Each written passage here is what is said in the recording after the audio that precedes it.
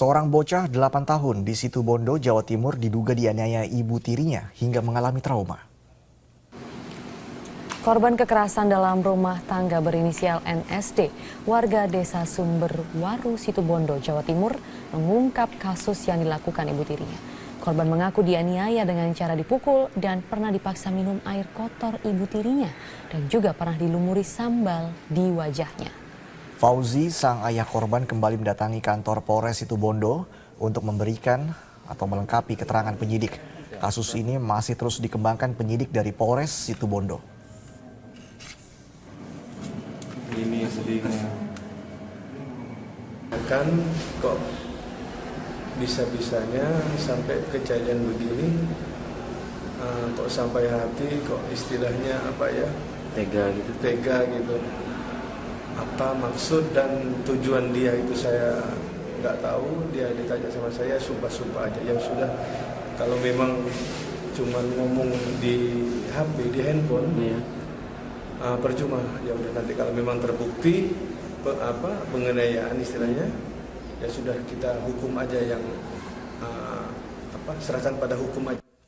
Ya, kisah-kisah memilukan seperti ini ya, yang menimpa anak-anak Indonesia terus-menerus terjadi di negeri ini.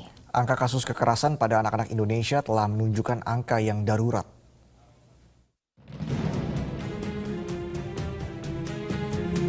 Masih lekat dalam ingatan kasus penganiayaan ibu tiri berinisial SU di Jakarta Timur yang tega menyetrika pipi anak tirinya, DA, yang baru berusia 10 tahun hanya karena alasan sang anak tidak mau belajar. Kini kasus serupa terjadi di Situbondo, Jawa Timur. Seorang ibu tiri dengan tega menganiaya anak perempuan tirinya yang masih berusia 8 tahun. Kriminolog Universitas Indonesia, Yogo Trihendriatio, menjelaskan bahwa kondisi kejiwaan orang tua yang menganiaya anak perlu diperiksa karena proses pendisiplinan yang berlebihan dengan cara kekerasan tidak bisa dibenarkan. Sang ibu kemungkinan memiliki kondisi emosi yang tidak stabil. Secara menyeluruh, kondisi kesehatan jiwa dari ibu secara psikologis, apakah mengalami proses gangguan kejiwaan atau masalah depresi yang menyebabkan sang ibu melampiaskan bentuk-bentuk kekesalannya kepada si anak tadi. Kalau dilihat dari kasusnya, si ibu ini melakukan tindakan yang dianggap pendisiplinan, memberikan efek jera bagi si anak agar tidak melakukan tindakan-tindakan yang tidak disukai oleh si ibu tadi.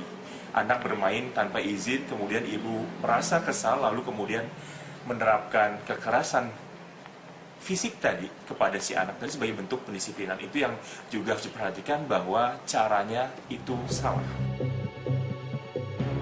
Ancaman terhadap pelaku penganiayaan terhadap anak-anak di Indonesia sebenarnya cukup berat. Dalam Undang-Undang Perlindungan Anak tahun 2002 jelas memberi ancaman hukuman 15 tahun penjara bagi para penganiaya fisik anak-anak. Sayangnya ancaman hukuman ini tidak membuat angka kekerasan terhadap anak menurun.